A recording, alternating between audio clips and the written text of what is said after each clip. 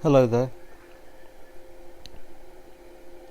I had in my mind to talk about various particular subjects.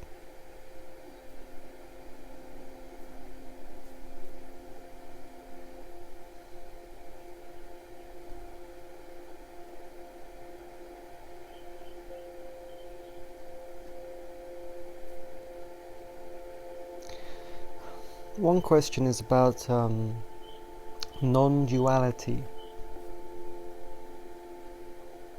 There are actually two types of non-duality, because there is involution and evolution. There is degeneration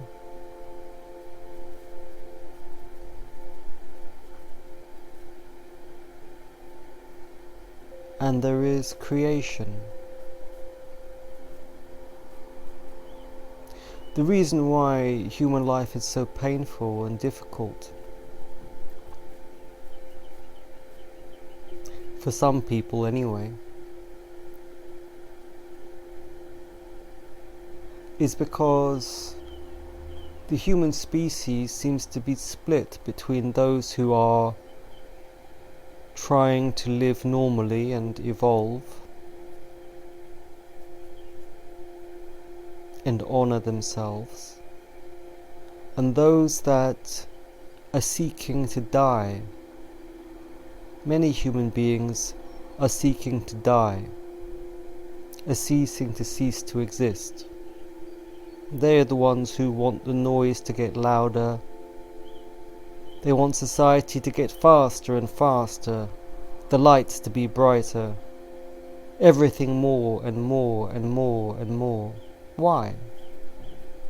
They're the ones who sit in front of the TV. They're the ones who numb themselves out. They want to die. They want to disappear into the noise. They want to cease to feel anything. Those people create conditions directly opposite to the conditions that those who want peace, who want themselves, who want to feel, who want to be worthy, wish to create. Two totally opposite goals, both of which lead to stability. They lead to a sense of stability that you can call non-duality. There are two types of non-duality. The non-duality of dissolving into the background noise of life and to cease to exist, to no longer feel anything, to be dead. That is one kind of non-duality, because there is no duality, there is no difference between you and the white noise. You no longer exist as a formation that is different from chaos. You are finished. That is non-dual. You are non-dual with chaos. And on the other side is to be non-dual with order or with consciousness, which means with a type of identity that is above the threshold of objective reason and therefore has stability. The stability that a sage experiences is based on the order that his intelligence can create, because his order is objective. He is above the threshold of objectivity. He sees clearly, and that seeing clearly is an ordered comprehension. And so he is non-dual with order, with the objective. When you hear people talk about non-duality, a popular term these days, half the people what they really mean inside. Half the people want to become non-dual with chaos and to cease to exist. And half the people want to become non-dual with order and begin to exist, to become permanent.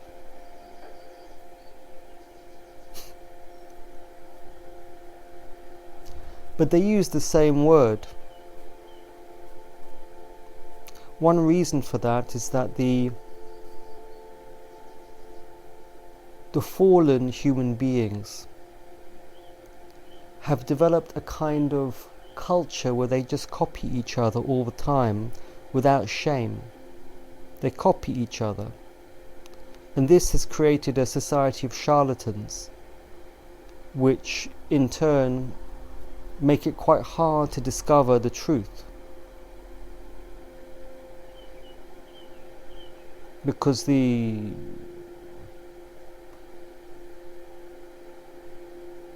disintegration of culture means that theft, jealousy, and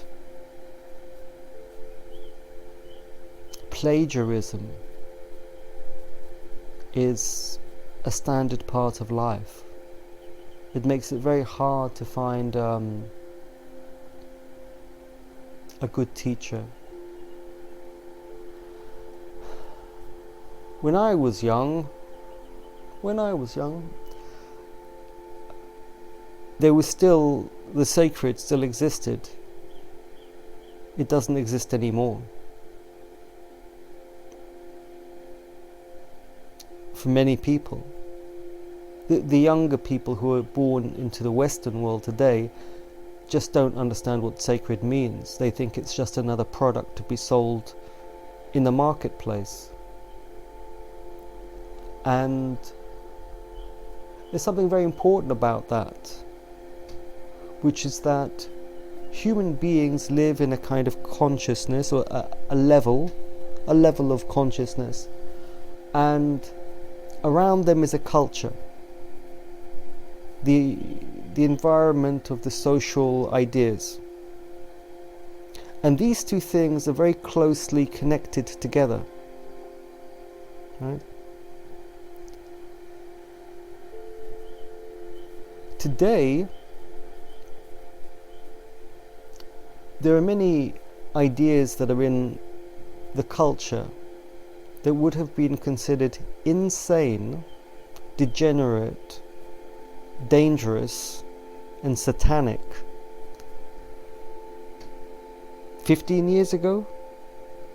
They would have been considered impossible. But now they're everywhere in the society. Like I said, the human consciousness